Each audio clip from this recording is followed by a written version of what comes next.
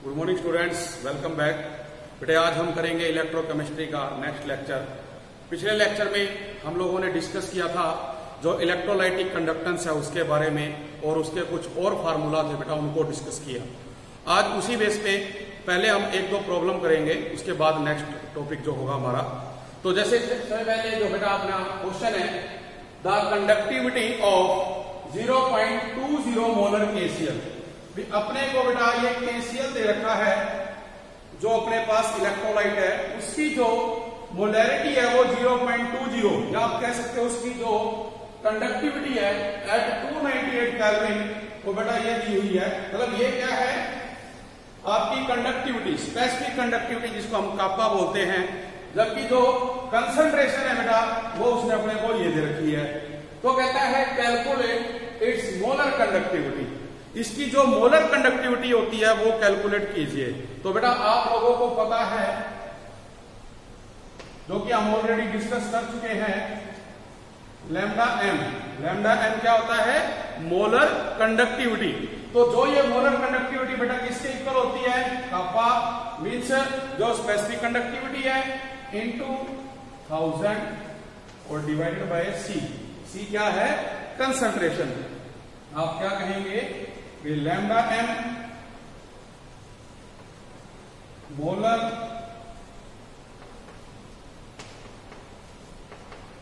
Conductivity कापा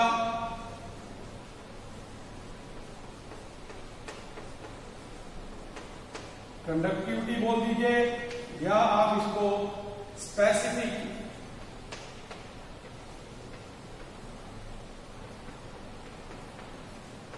conductivity कहेंगे। और सी क्या है बेटा, कंसंट्रेशन। तो ये चीज है बेटा इसमें। अब देखिए आपको जो गिवन है,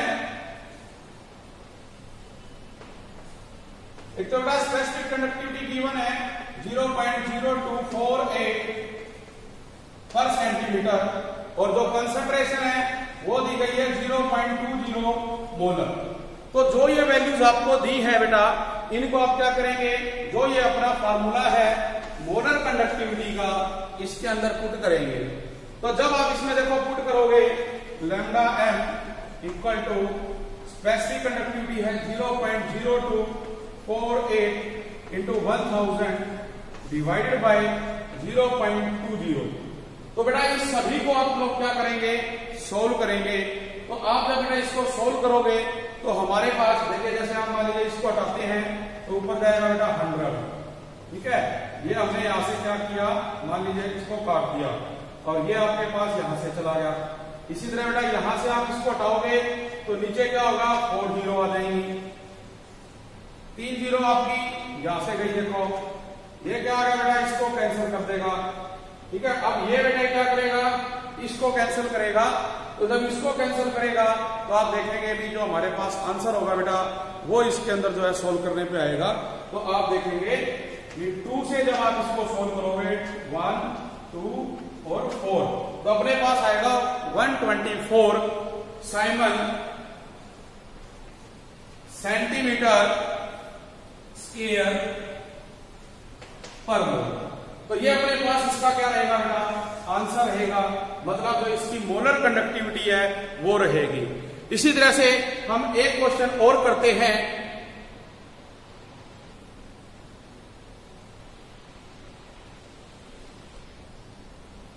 नेक्स्ट देखिए बेटा, क्वेश्चन है the resistance of a conductivity cell.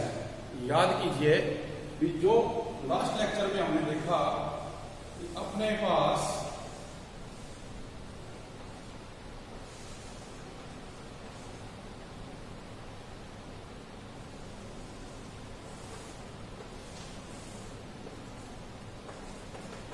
जो ये कंडक्टिविटी सेल था बेटा, इस कंडक्टिविटी सेल में जो रेजिस्टेंस है 0.01 मोलर KCl सॉल्यूशन का, भी इसमें जो सॉल्यूशन है वो कौन सा है, 0.01 मोलर KCl सॉल्यूशन 298 केल्विन पे, वो रहेगा 1500 ओम। तो बेटा हम क्या कह सकते हैं, आंसर में आपको गिवन है रेजिस्टेंस आर 1500 ओम। दूसरा बेटा कहता है व्हाट इज सेल कांस्टेंट। याद कीजिए हमने किया था cell constant L by A। तो सेल कांस्टेंट वो कह रहा है क्या होगा, इफ जो कंडक्टिविटी है, कंडक्टिविटी जिसको हम कापा बोलते हैं, वो दी हुई है बेटा आपको 0.146 10⁻³ साइमन पर सेंटीमीटर, ये आपको दे रखी है। तो आप याद कीजिए ये जो सेल कांस्टेंट है वो क्या होता है बेटा, जो सेल कांस्टेंट अपना वो होता है कंडक्टिविटी बाय में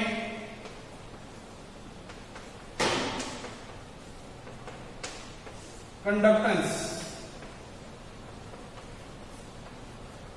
कंडक्टिविटी है कापा और कंडक्टेंस है बेटा G। बट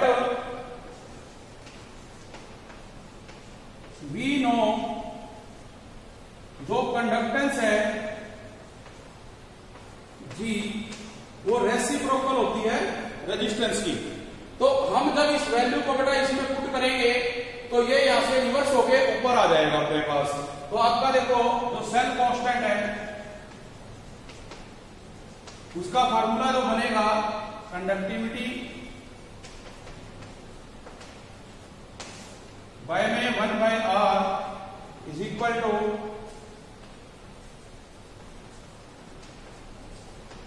कंडक्टिविटी इंटू में रेजिस्टेंस। हमने इस वैल्यू को पुट किया, ये बेटा रिवर्स होकर क्या आएगी, ऊपर आ जाएगी यहां पर। तो अब इस फार्मूले में जो वैल्यूज आपको दे रखी है वो पुट करनी है। तो जब ये वैल्यू इसमें बेटा देखो आप पुट करोगे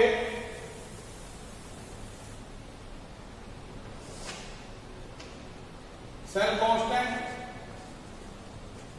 जिसको आपने G स्टार नाम दिया था, कंडक्टिविटी की वैल्यू है 0.146 10⁻³ इंटू जो रेजिस्टेंस है बेटे वो रहेगा 1500।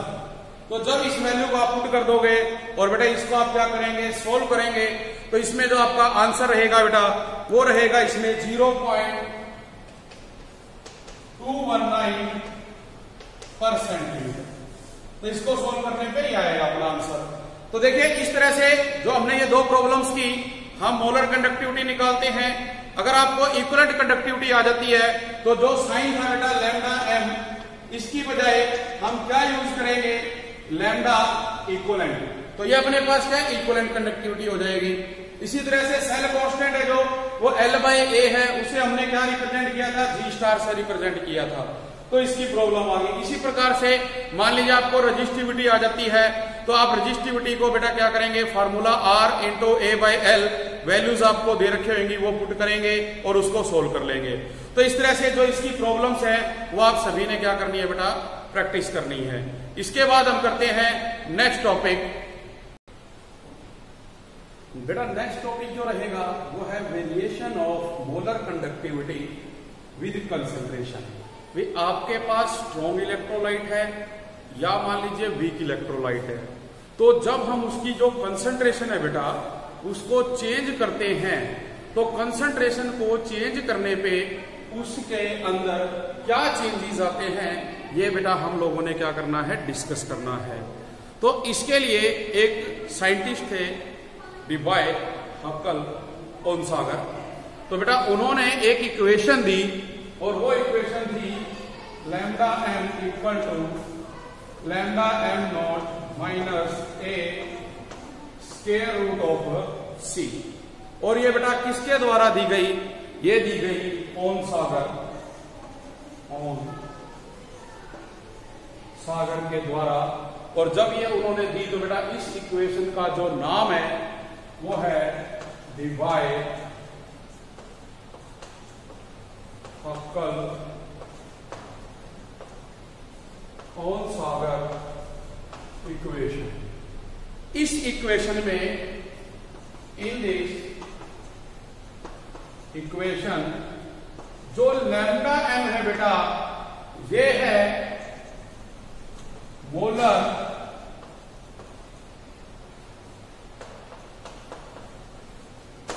कंडक्टिविटी।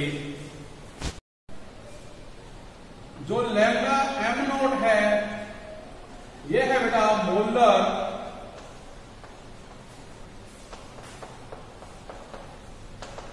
कंडक्टिविटी एट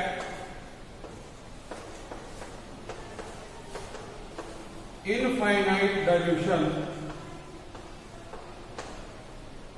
मतलब ये हुआ बेटा कि जो हमारी मोलैरिटी है वो एम नॉट हो जाती है जब जो कंसंट्रेशन है उसको हम इन्फिनिटी पे देखेंगे। कहां देखेंगे? इन्फिनिटी पे। तो ये हमारे पास क्या रहेगा? Lambda M not. जो सी है बेटे ये है कंसंट्रेशन,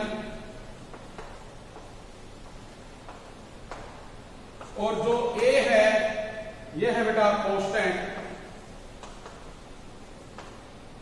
ये बेटा ए जो है ये कांस्टेंट है और ये डिपेंड करता है बेटा, इट डिपेंड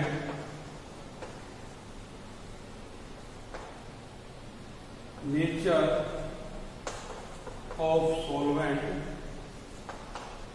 टेम्परेचर। तो ये बेटा किस पे डिपेंड करेगा? नेचर पे डिपेंड करेगा। इसी तरह से बेटा जो टेम्परेचर है बेटा उसके ऊपर ये डिपेंड करता है, और एक ये डिपेंड करता है टाइप ऑफ इलेक्ट्रोलाइट पे। टाइप ऑफ इलेक्ट्रोलाइट में किस टाइप का जो है इलेक्ट्रोलाइट है। तो याद कीजिए हमारे पास बेटा एक इक्वेशन होती है स्लोप की, y equal to mx plus C. तो ये जो इक्वेशन है ऑफ डिवाई अक्कलोन सागर, ये बेटा इसी की तरह देखिए यहां पे हमारे पास जो सी है ये इंटरसेप्ट रहेगा, यहां पर भी बेटा वही रहेगा लैम्डा एम नॉट, और अपने पास जो ग्राफ बनेगा वो लैम्डा एम मोलर कंडक्टिविटी और कंसंट्रेशन के बीच में बनेगा स्ट्रॉन्ग इलेक्ट्रोलाइट और वीक इलेक्ट्रोलाइट के लिए। तो इसमें जब हमने क्या किया बेटा? कंपैरिजन किया। देखिए ग्राफ के द्वारा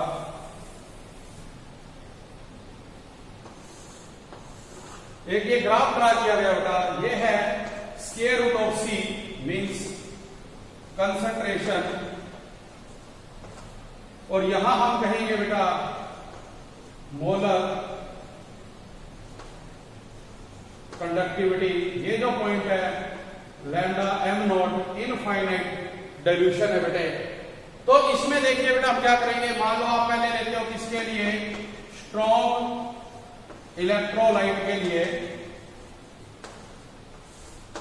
तो जैसे बेटा लास्ट लेक्चर में हमने पढ़ा भाई कोई भी अपने पास एक इलेक्ट्रोलाइट है, जब हम उसको डाइल्यूट करेंगे तो जो इंटरआयनिक पार्टिकल है उनके बीच में जो अट्रैक्शन है बेटा वो वीक होती है, और वो क्या होते हैं? डिसोशिएट हो जाते हैं, और बहुत सारे जो है उसके अंदर आयंस प्रोड्यूस होते हैं।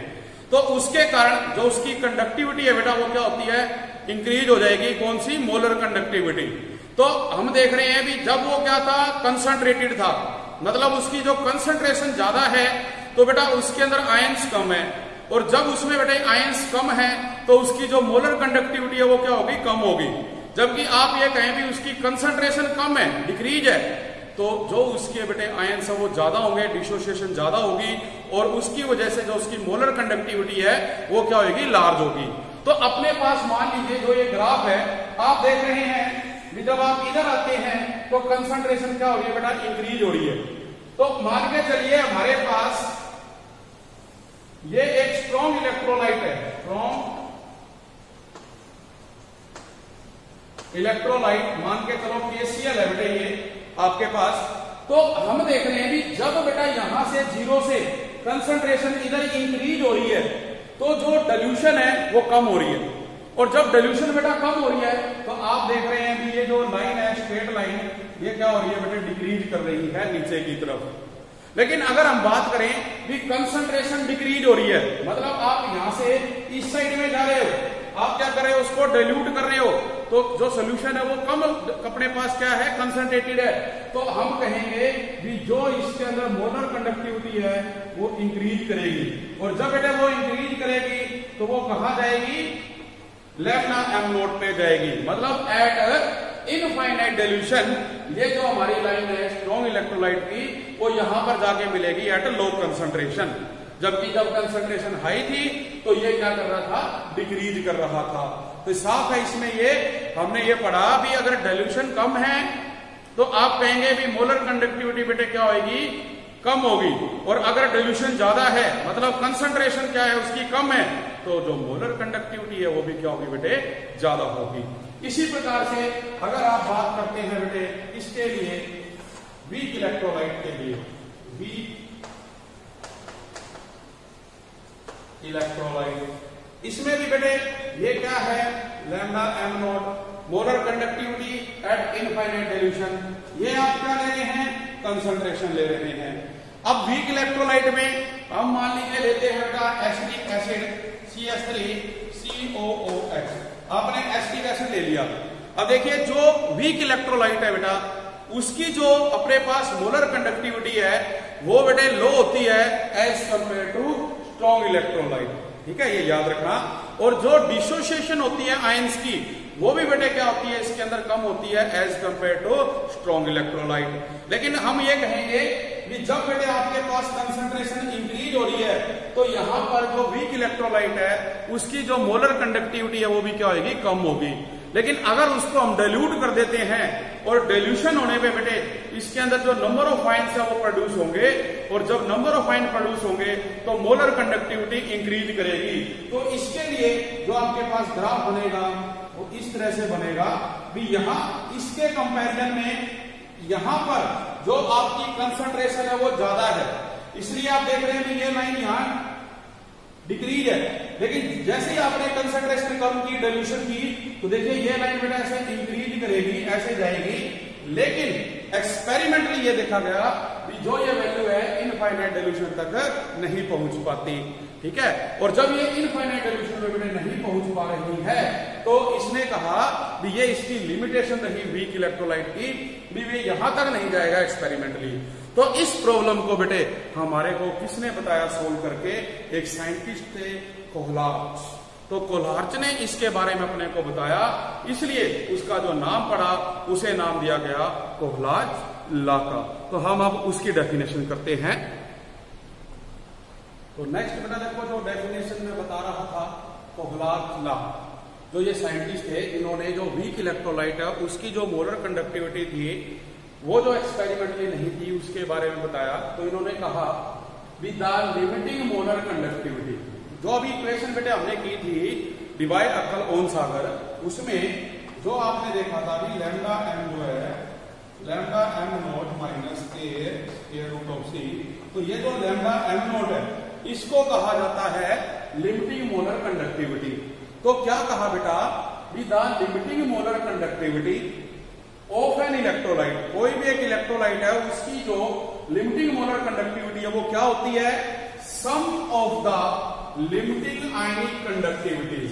जो सम है उसकी जो आयनिक कंडक्टिविटीज है, आप कोई भी एक आयनिक जो है ले लीजिए जैसे NaCl लगेगा, और जब इसको आप डिसोशिएट करेंगे तो ये Na+Cl- में टूट जाता है।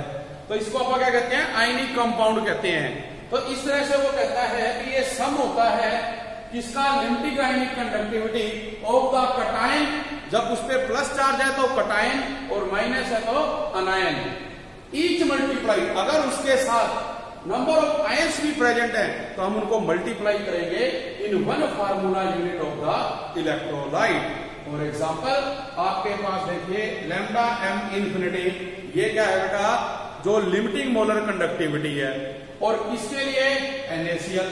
और दूसरा एग्जांपल हमारा है बेरियम क्लोराइड। सबसे पहले हम करते हैं लैम्डा एम इन्फिनिटी। आप देखिए जब हम NaCl को तोड़ते हैं तो वो कटायन और अनायन बनाएगा। तो जो बेटा लैम्डा इन्फिनिटी Na+ में लैम्डा इन्फिनिटी क्लोराइड माइनस, अब ये देखिए कटायन है और ये अनायन है, तो कटायन और अनायन का जो सम है वो इस limiting molar conductivity of NaCl के बराबर है। इसी प्रकार से जो बेरियम क्लोराइड है, देखो बेरियम क्लोराइड को जब डिसोशिएट करते हो तो क्या लिखते हैं, 2+ इंटू में 2Cl-। तो इसका जो आयन है वो कितने हैं, 2, इसका जो आयन है बेटा वो कितना है, 1। तो हमने मल्टीप्लाई करना है। तो यहाँ पे यही है कि जो lambda M infinity barium chloride वो किसके बराबर है, लैम्डा इन्फिनिटी बेरियम 2+ में 2 लैम्डा इंफिनिटी CL माइनस। तो इस तरह से आपने क्या करना है, इसको रिप्रेजेंट करना है। और ये डेफिनेशन थी हमारी किसकी, कोहलर लॉ की। तो इसके बेस पे कुछ बेटा एप्लीकेशंस दे रखी है कोहलर लॉ की, और जिनके बेस पे हमने क्या करने हैं, कुछ न्यूमेरिकल्स भी करने हैं। तो वो करेंगे बेटे हम नेक्स्ट लेक्चर में। आज के लिए इतना ही। Thank you very much.